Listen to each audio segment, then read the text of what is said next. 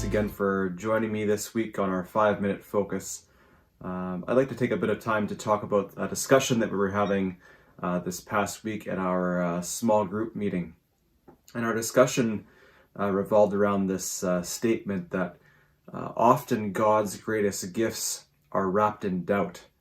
And so we had a really good discussion about this statement. It was a statement by a preacher. It's not given to us explicitly in Scripture, but we wanted to see if this, in fact, was something that was valid, something that might teach us about who God is and our doubts. And I think when a lot of us think about doubt, we see it in negative terms. And no doubt this can be true. If we look in the book of James, we are told not to doubt. Don't be like a wave that is crashing back and forth. So in many ways, this is very true. We should not be consumed by doubt. Certainly that's the case. But I'd like to take a moment to read to you from the Gospel of Mark. And we're going to read a story about Jesus healing a young boy. And we're going to see what we can learn about doubt from this passage. So I'm going to read from Mark chapter 9, and this is starting at verse 17. Teacher, I brought you my son, for he has a spirit that makes him mute.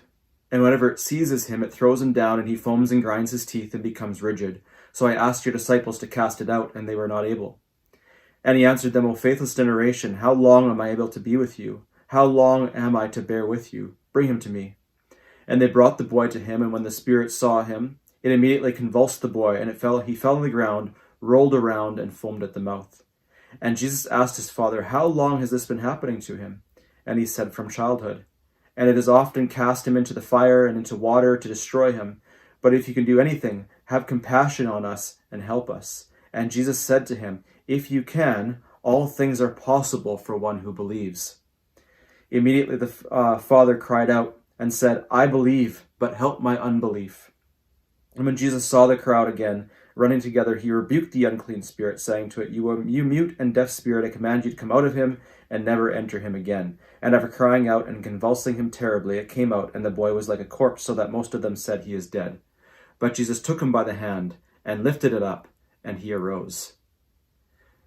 So in this story, we get this vivid picture of a man with a young boy who wanted Jesus to heal him, and yet the man was still dealing with doubt. And I think many of us can relate.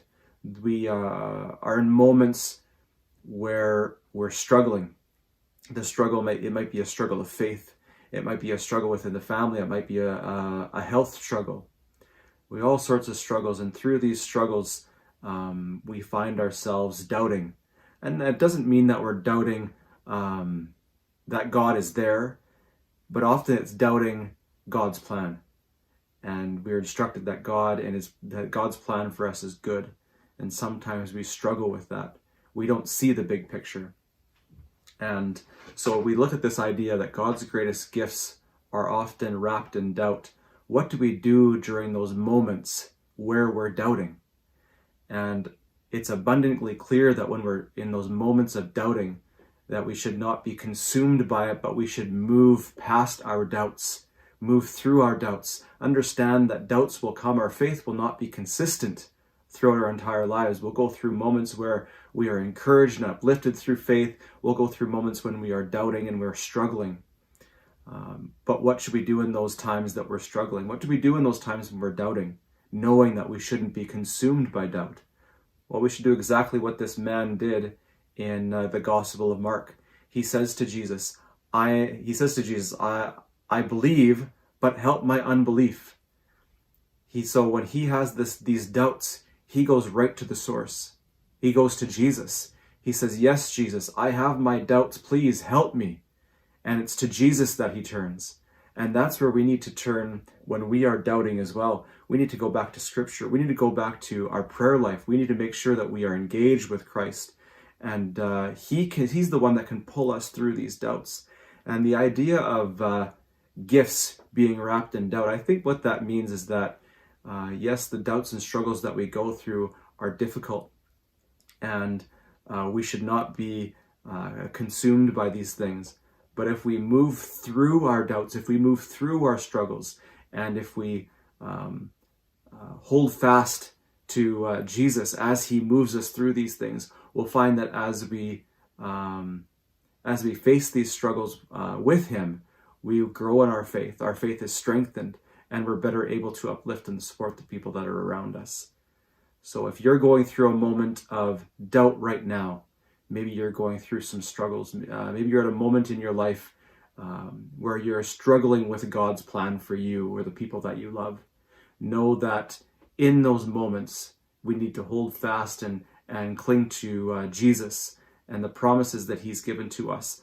Allow him to help you be pulled through these doubts. And on the other side, he's going to give you all sorts of gifts, and your faith will be strengthened as you place more and more trust in him. Thanks for joining me again this week.